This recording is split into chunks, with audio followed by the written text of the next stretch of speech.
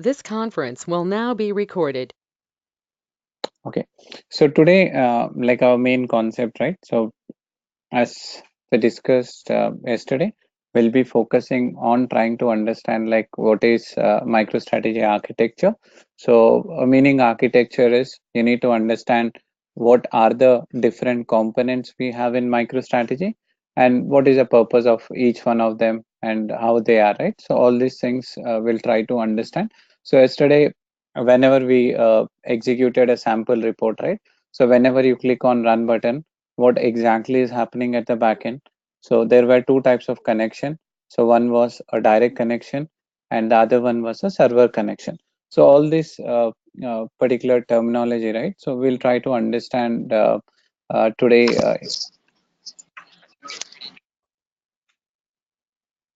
Okay. So, okay. So before that, like your assignment, which I've given yesterday. So we had that metadata and database, right? So first we'll try to understand that.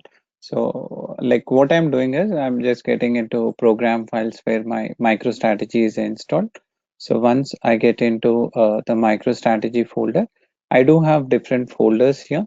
So of which, right? So I have like yesterday, if you remember, so we were working on tutorial reporting, MicroStrategy tutorial reporting project. So those particular project related info will be present in this particular folder. So once I open this, so there will be different folders. You can just ignore here. So now our main interest, right? So is to find this, uh,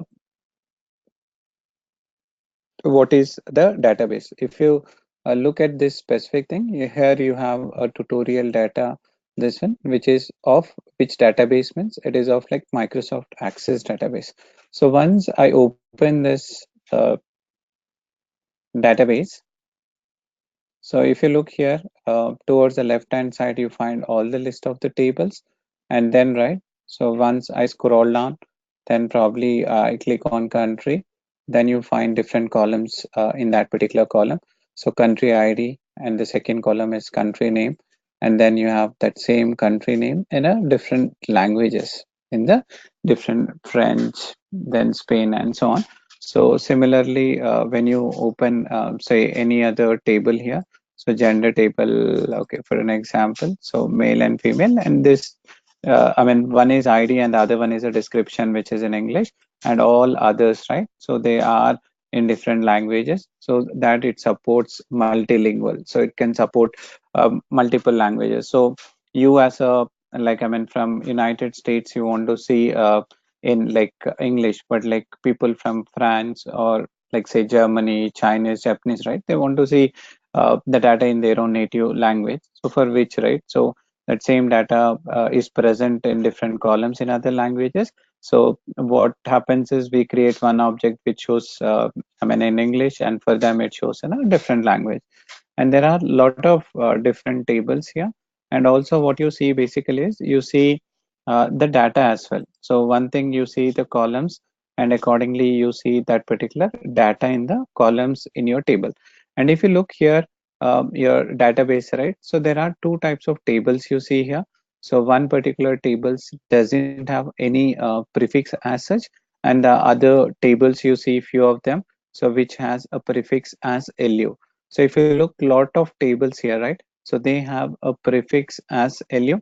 So what that LU, right? So that LU is a dimension tables. So wherever you see prefix as LU, so that indicates it is a dimension tables.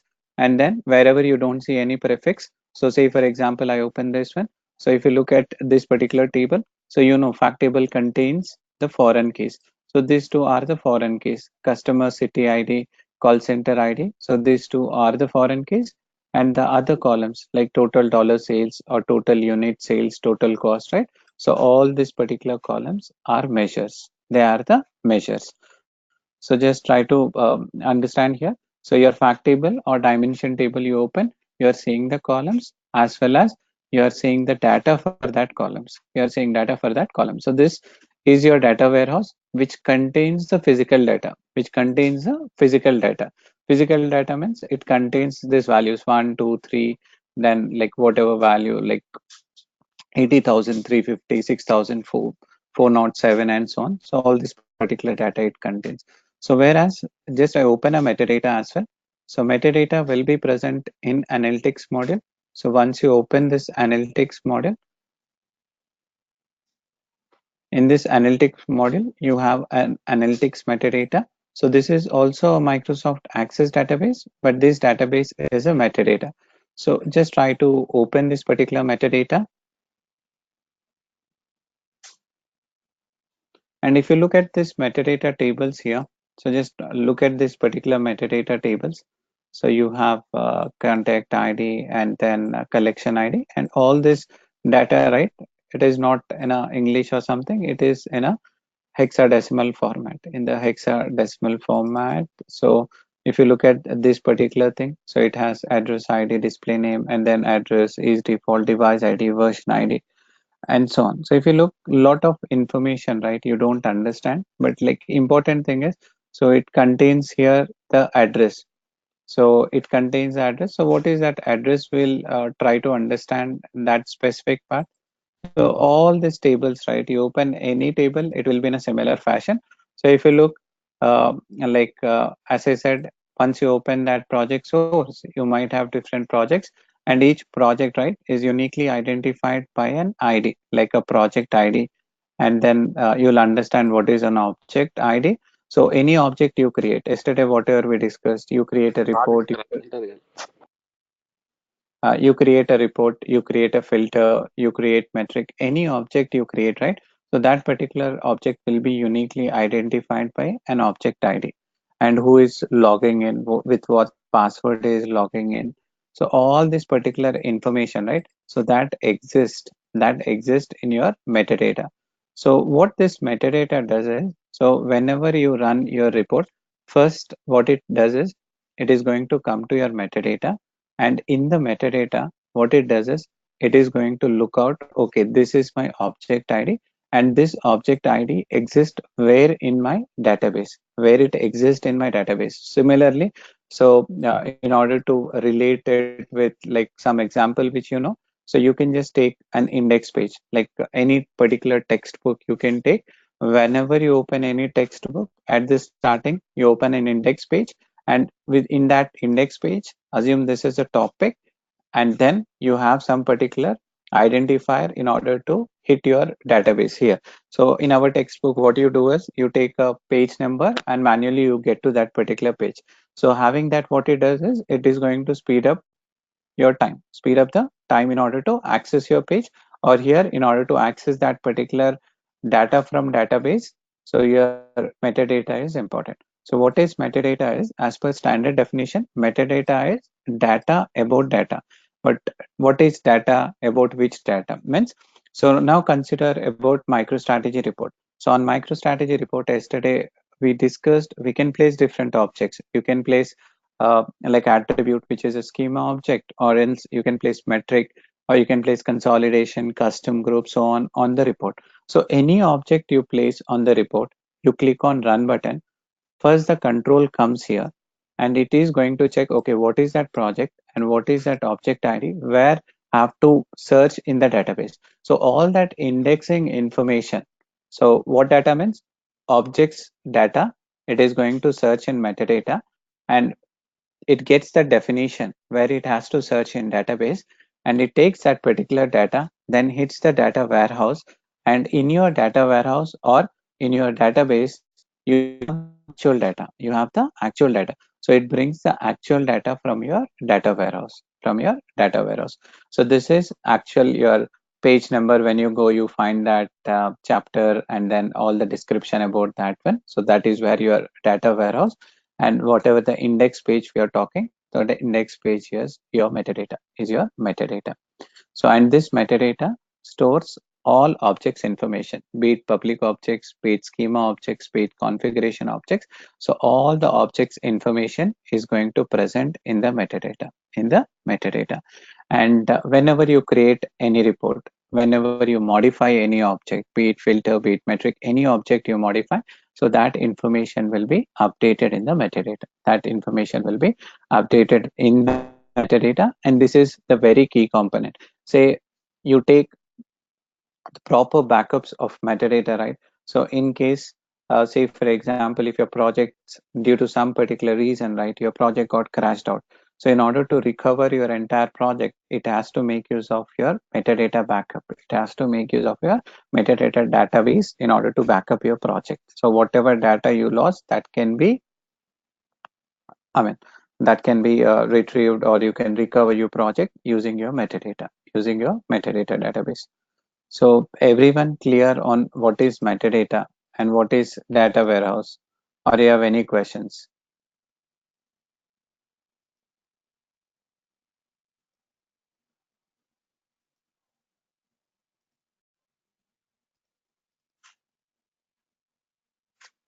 Guys, please respond. So everyone clear on what is metadata and what is database? So can you explain in 2 minutes, like what is the difference? 2 minutes? Yeah. Why? You didn't understood something, or So I didn't understand why, like data about data means like. data So. about data is like, okay, simple. Like say on your report, you place attributes, and yesterday we placed metrics, right? Hmm. So now you have attributes. Like say yesterday we placed a region attribute and then sales metric. You remember that part, right? Hmm. So on a report, whatever columns you place in, and then whenever you're clicking on run button, so what it has to do is it has to bring region data and it has to bring sales data from the database, because database contains the actual data, right? Yes. Hmm. Right. Before going to that database, what it does basically is whenever you click on run button, first it goes to metadata. Metadata is also a database which stores information about your objects. Means like region is an object, sales is an object. So this region object information where it has to go and hit in database, and sales information where it has to go and hit in database. So this information will be present in your metadata.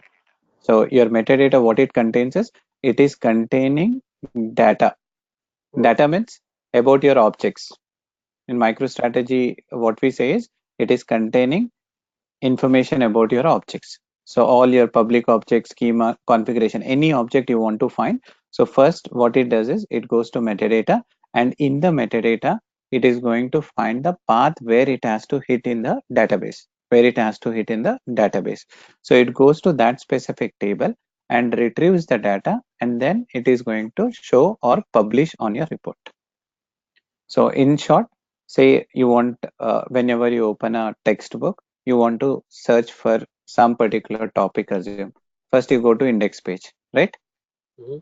So index page as a heading, and next to it, it has a page number,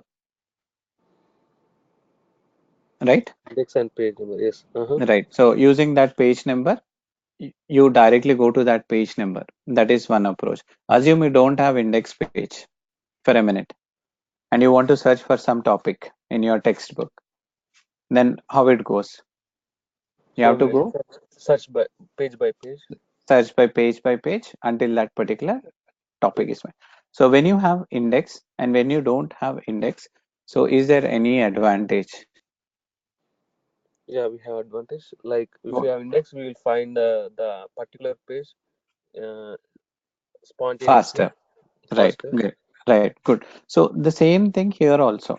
So your index page, just consider that as your metadata. That is, So what metadata contains is whatever you provide on your report, whatever columns information you want on your report, first it goes to metadata. It collects, okay, in our example, which page we have to go here, which database table it has to go. That information will be present in the metadata.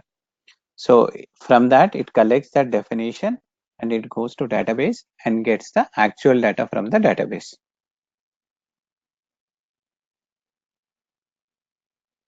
Clear, Santosh, on that, or any question? clear, clear. Okay, fine. So now, so any others, right? Before we move further, any other questions? Because those two concepts are very important.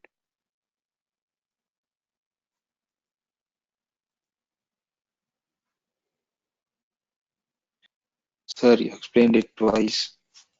We got it. Okay, great. So now moving on to our actual class, which is like to discuss on MicroStrategy.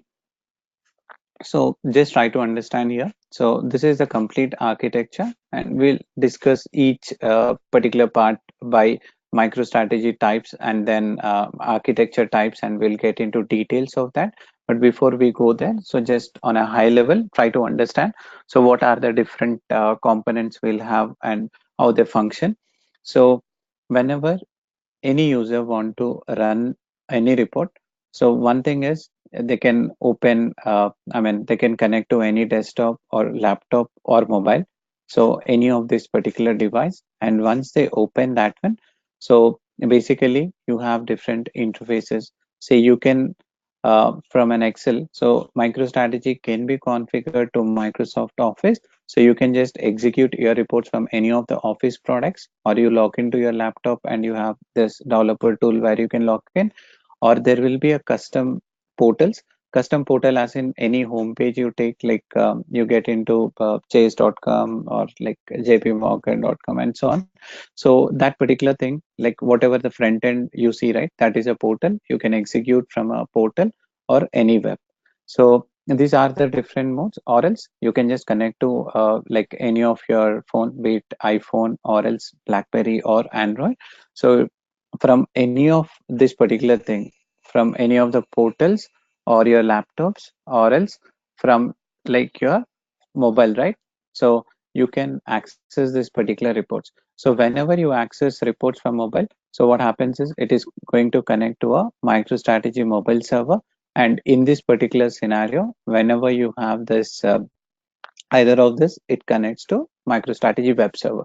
So from this particular web server, so MicroStrategy has an important component in its architecture, which is called MicroStrategy Intelligence Server. So it has like various features in it, or this is the key component in MicroStrategy. So this we'll discuss in detail, but as of now, just try to understand. So whenever you run report either through web or through mobile, so it comes to MicroStrategy Intelligence Server. From this particular server, it is going to hit your databases, be it your metadata or be it your data warehouse. So it is going to hit this particular databases, and your data, right, can be present in databases or it can be present in a cubes. Cubes is an important concept in MicroStrategy where we'll have couple of hours session on this so that you'll understand. So as of now, cube, like you can consider that as a RAM where whatever or in memory. So whatever data is present in memory, it will be faster, or else you can connect directly to your OLTP systems to fetch the data, or like any online like web page where it has content, right, you can connect to that particular information to get it. So now this is how, like whenever any particular customer runs a report, so it comes to that particular web server or mobile server based on the device they are running. Then in the MicroStrategy, it is going to integrate, or it is going to connect to MicroStrategy intelligence server. From this particular intelligence server, it is going to connect to your databases, and then it brings the data, then publishes, or it is going to display on your report. So in order to do this, MicroStrategy has different tools, like as we discussed, desktop designer or developer. This is one key component. So in the same desktop or designer, you do have an architect tool, and then like in order for the users to view this, they need to have a web component. So these are like the complete spectrum of the developer tools. Apart from that, I said you want to customize the tool, you want to change the look and feel of a tool, right? So you need to know like Java and .NET, wherein there is a separate role called as MicroStrategy SDK. So wherein whatever the tool is built on Java and .NET, you want to modify that. So you make use of this particular SDK to change the look and feel of that. And then there are like set of administrative tools. So one is Enterprise Manager, which is used for statistical reporting. So what does that mean is, say whenever you want to find out, say your project is there, and then you have like 10,000 different users who is using MicroStrategy, and then your particular project is up and running for like over 5 years, and then what you want to analyze at this particular thing is, now I've given 5,000 different licenses to my users. So I want to see basically whether all the users are active. Active means they are making use of, I mean, they are running the reports and so on. So tomorrow, like what happens is in the coming year, if there are another 50 consultants, 50 users who comes in, so instead of purchasing new licenses, what I need to do is I need to identify whether all my 5,000 users are active or not. So what I do basically is I need to have some stats, like what is the last time when the user has accessed this. So if a user hasn't accessed for an year now, right? So what does that indicate is, okay, so they are not logging in or they are not making use of the MicroStrategy tool. So initially they might have got license, they might have retired, or they might have, I mean, left the company. So what you understand is you get that particular stats list of users who haven't logged in, say last 1 year, and then you send out an email whether they are using this particular thing, whether they exist in organization, and accordingly you can manage those licenses to other users. And similarly, say you want to find out what are the top 10 reports which are taking more time in your project, and you want to tune it. So how do you find? Basically is again enterprise manager. So this enterprise manager, once it is configured, it helps in statistical analysis. It helps in statistic analysis where you can clean up your environment. You can clean up your environment. And there is another administrative product, which is a command manager. And this command manager is a interface which helps you to write different SQL scripts. So all that SQL scripts will be there. So only the thing is you need to take a template and modify as per your requirement.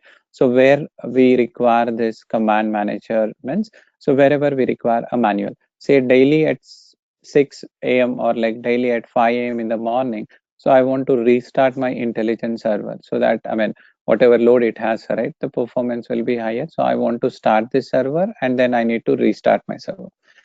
So in that particular case, someone sitting in office at 5 a.m. and starting this manually, stopping it manually, then restarting it manually, right? It doesn't make sense. For which, what you can do is you can write that particular script, right? In the command manager, you can write a SQL command and you can automate it, like, or you can schedule it the way, like, how do you, I mean, set alarm in your phone, right? Similar way, you can create SQL scripts in command manager and then you can automate it. So with the help of this, there will be a lot of advantages. It reduces a lot of manual efforts. And then you have another product, which is an object manager. The purpose of this object manager is to migrate objects. So if you remember our previous session, so we discussed we'll have like different environments like development, SIT, UAT, and production. So once you complete your particular development in development environment, you want to move your objects into higher environments, for which you make use of an object manager. So what object manager does is it is going to migrate objects from one environment to another environment. And integrative manager is used for unit testing or a regression testing. So it is used for an end-to-end testing. So what this component or this particular product does is, say for example, I mean, you have a report X and that particular report you have modified it. So and you want to combine, you want to compare a report X without modification and after modification. So that whatever modifications you have done, right, so they are correct or not. So you want to check it. So manual checking, right, at times it causes errors. So you can make use of an integrative manager to automate that particular thing. This integrative manager is very important when you, I mean, for one report, okay, manual work is done. But say now currently your project is in 10.4 and then you are planning to migrate into a latest version 10.11 or MicroStrategy 2019. So you want to migrate into that one.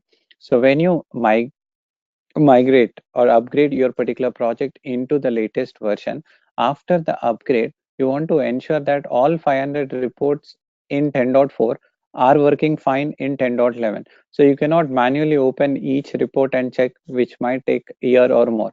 So for that particular thing, you're going to put project X, which is in 10.4, and project Y, it's the same project, but in a 10.11.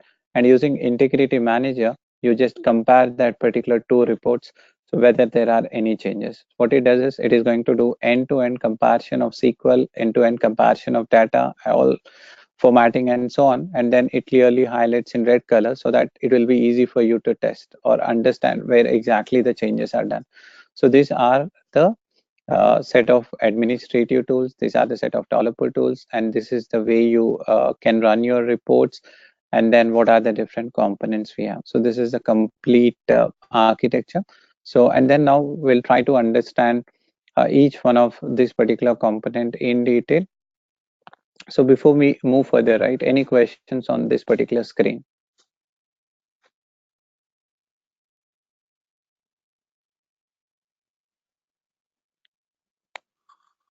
No. Sorry, I mean, I didn't hear that. You said yes, no.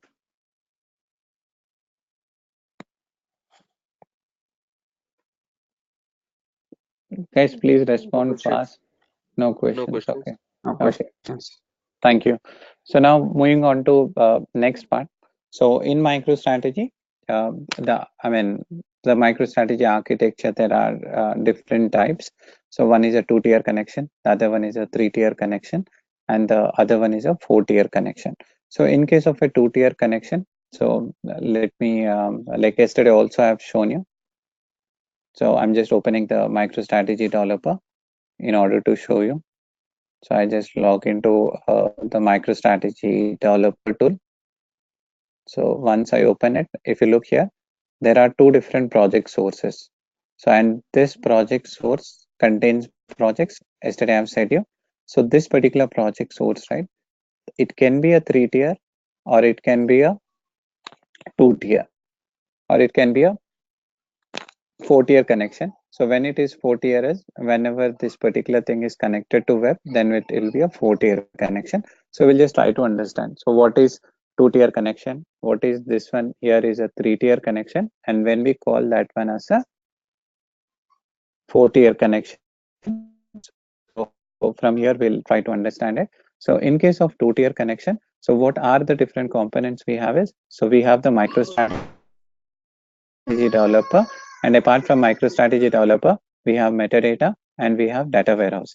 And just try to understand, this is also key thing. So this particular dark blue line, right, this indicates a ODBC connection, open database connectivity. So you need to connect to any database, so you need to have a physical connection, which is a ODBC connection. So in this particular two-tier connection, so it is a very simple. So you do have only three components. So developer, metadata, and warehouse. So first in the developer, you create some report and you run it. So it goes to metadata, and in the metadata, as I said, it is going to collect all the object definition. Okay, here, for example, you created one report, region wise customer sales, region, customer sales, profit. All that four columns, it comes here, and here it is going to check, okay, region one, which table I have to hit, customer which table I have to hit, sales which table I have to hit, profit which table I have to hit. So that information it is going to collect in metadata. Then it goes to data warehouse, and for that four columns, the data will be present in the physical tables here. It gets that particular data, and then it is going to publish on your report. It is going to publish on your report. So here in the two-tier connection, only one developer, only one user can work at a time. So in case of a three-tier connection, so just try to see between these two connections. So what is the difference you find between these two connections, between a two-tier to three-tier connection?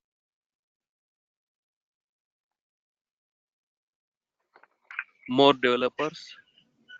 More developers. Okay. So what is that extra component you're seeing? And one intelligent server is interface between the server and the developers, like data warehouse, Right. Correct. like Good. Yeah. Data warehouse. Sorry. Okay. Data warehouse and then your metadata.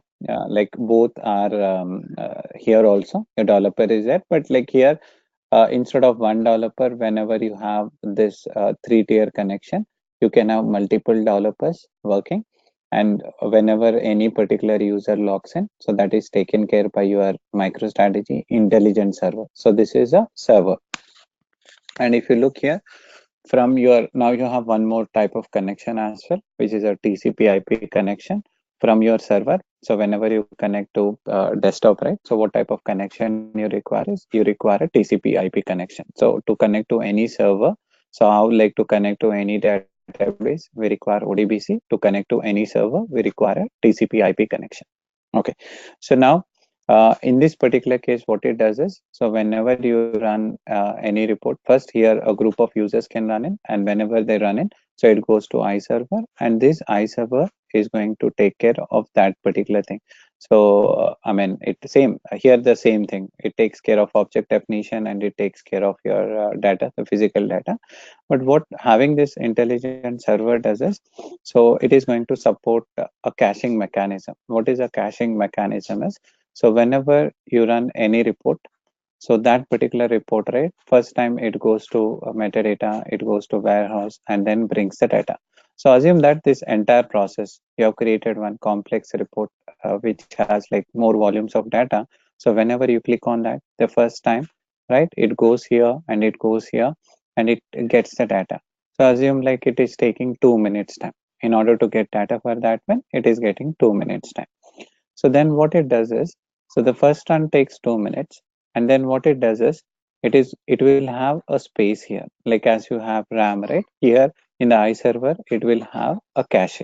So in that particular cache, so what it does is, it is going to store the recently executed reports. So this particular recently executed reports is like whatever report you have run, like probably in last 24 hours, that will be present in cache.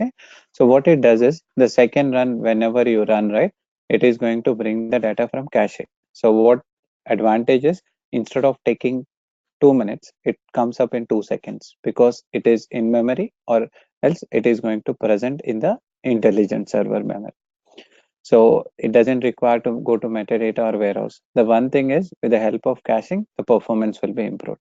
And the second thing is, here only limited to one user, and here you have multiple users.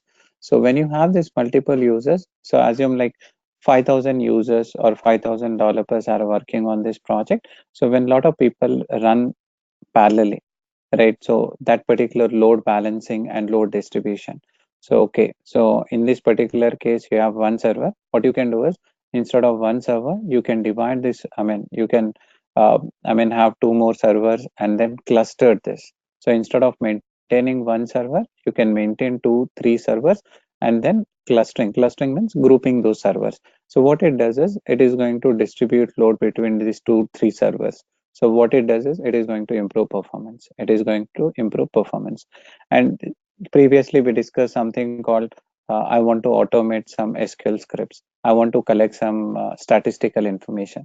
So all that things also are possible when you have your MicroStrategy intelligent server. So you need to run like products on say web, or else on the mobile, right, or else on the Microsoft Office products. So even that has to be integrated to your MicroStrategy intelligent server. So without this, you cannot have those components as well. So hence, this component is a key component, MicroStrategy intelligent server. So it helps in caching, where the performance will be higher, and then it also helps in load balancing and distribution. It provides security, and apart from that, it helps in configuring to enterprise manager, where it shows the statistical information, and all your SQL scripts can be automated once you have this three-tier connection. And then whatever concept of intelligent cubes we said, those are not supported in two-tier, that are supported in three-tier connection. And to the same three-tier connection, right, when you have integration to web server, so whereas you want your users to see data over web, or else you want to have like mobile server, so where like users can view data from mobile, where you want integration to have to your Microsoft Office, where your users want to see data using an Excel or a PowerPoint presentation and so on.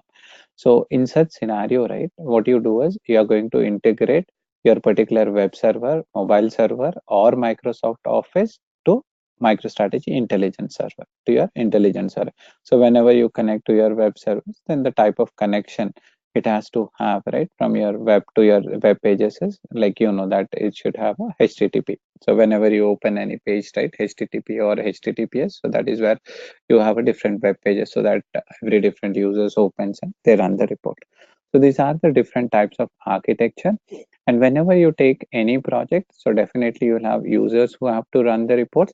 So hence any project you take, right, so any project will have a 4-tier connection. Any project you work in real time will have a 4-tier connection. So where you have web, you do have intelligent server, you have developer, metadata, and warehouse. So for us to practice, as I said, this 4-tier connection, we get in 9.4.1 version. But as I said, we will be working on 10.11, which is the latest version. So we'll have a 3-tier project, and then I will be working throughout, major concept on 3-tier.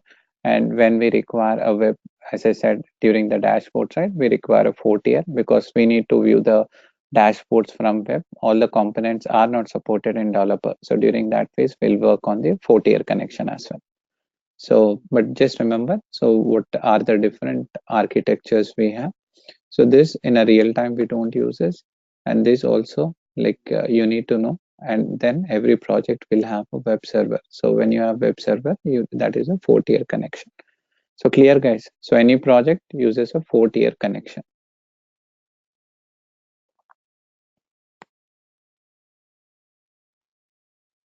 And whenever you open any developer, how do you identify is whenever you see this globe symbol, so that indicates it is a server connection or 3-tier connection.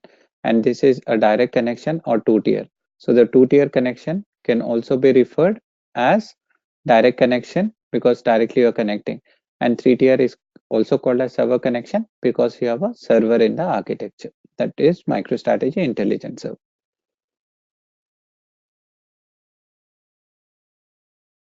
So good on this part.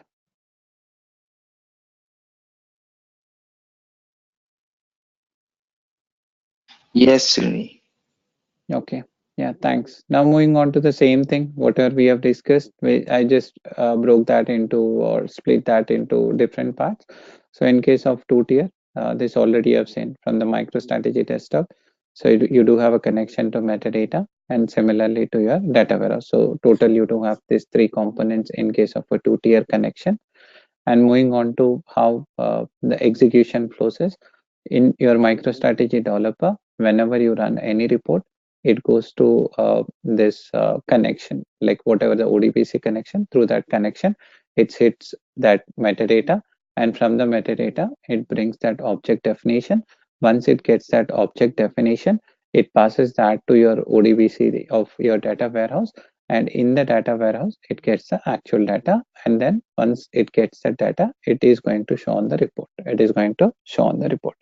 So similarly, in case of 3-tier connection, so whatever we discussed, you do have multiple MicroStrategy desktops, which will be connected using TCP/IP connection. And then you do have an additional component called as MicroStrategy Intelligence Server. It takes care of interfacing between your metadata and your data warehouse. And then to see this execution flow, how it happens is you do have desktop. So whenever you run, so first it goes to your MicroStrategy Intelligence Server. From your Intelligence Server, it goes to the same thing. So only the thing is you have additional component as Intelligence Server. From Intelligence Server, it goes to metadata and it goes to MicroStrategy metadata. It passes on to the server. From server, it is going to your database and then gets the data.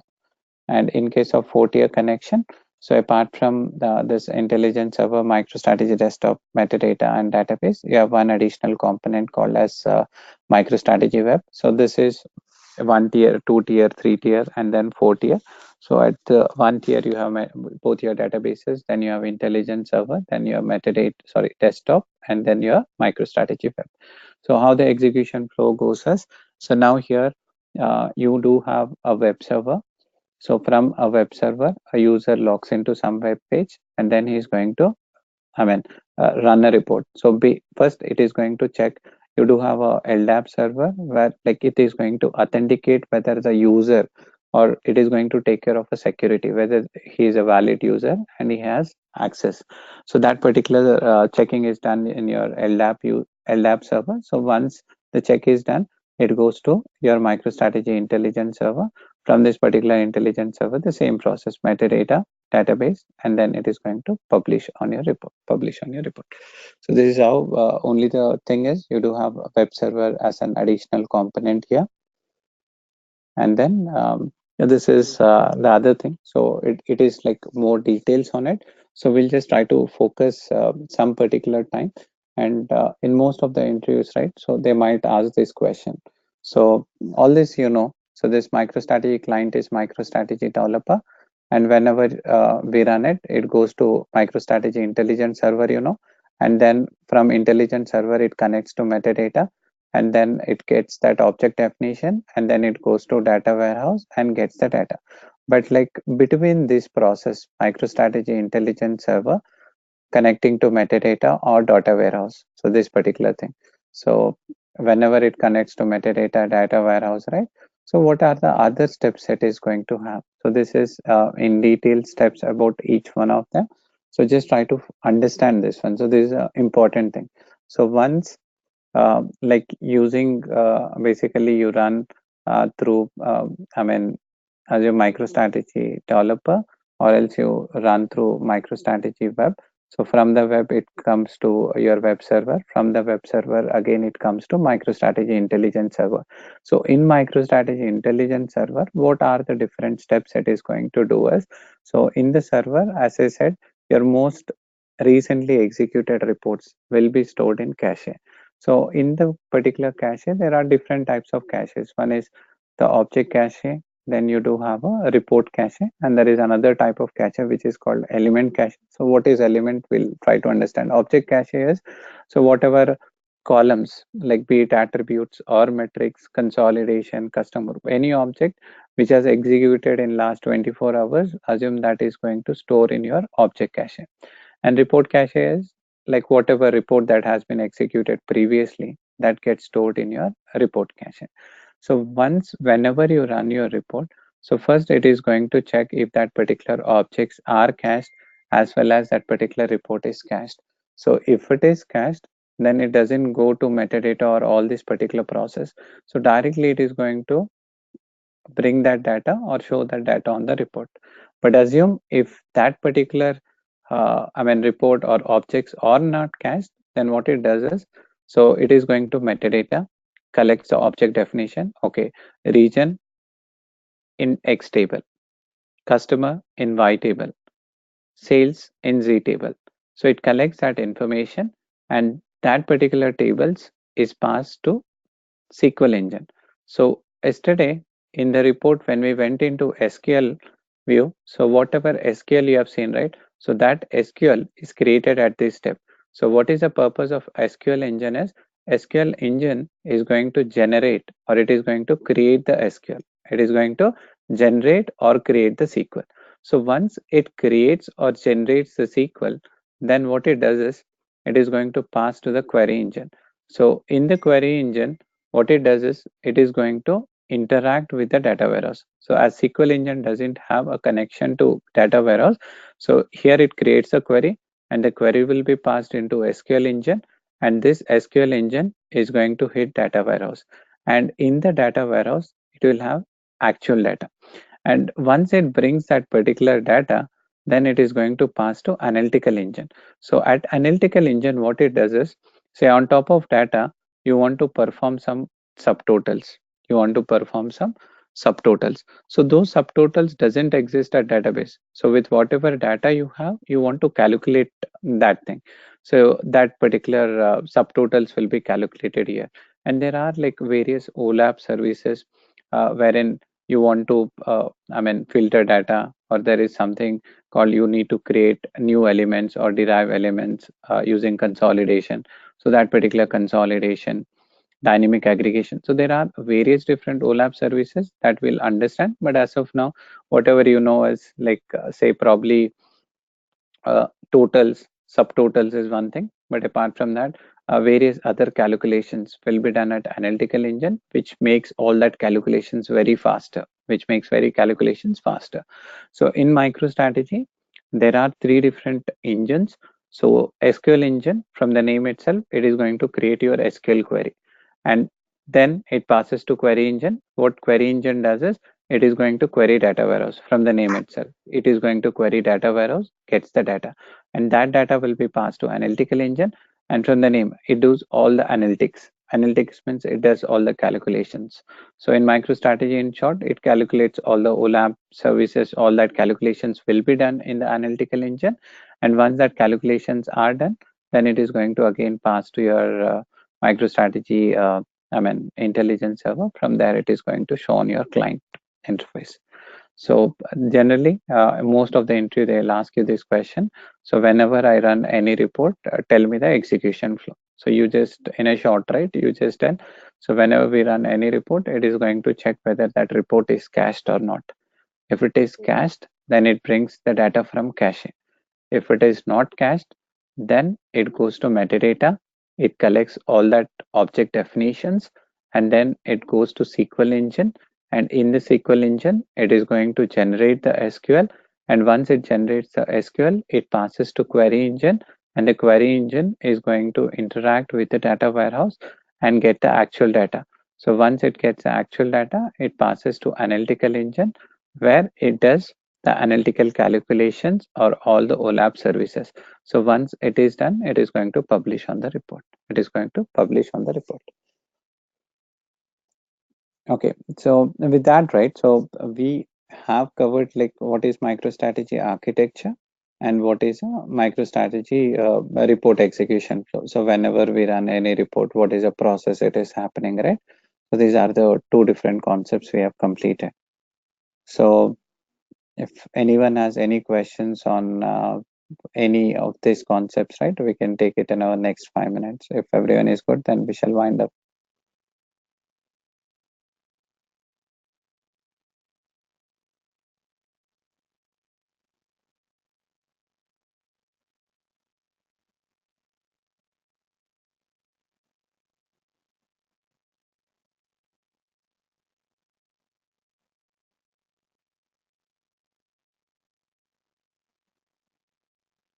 Okay, so I'm considering that as no. So then probably we'll meet tomorrow at same time, and then continue with some more concepts on the basic reporting. Okay, then thanks everyone. I request everyone, right, to go through this particular video once again tomorrow, and then come up with any of your questions tomorrow, because without understanding this, it will be a problem, because whenever we run report, then I am going to ask you for questions. If you understand this architecture clearly, then it will be easy for you to understand whenever we discuss some concept. Okay, Srini. Thank you. Good night. Yeah, thanks everyone. Good night.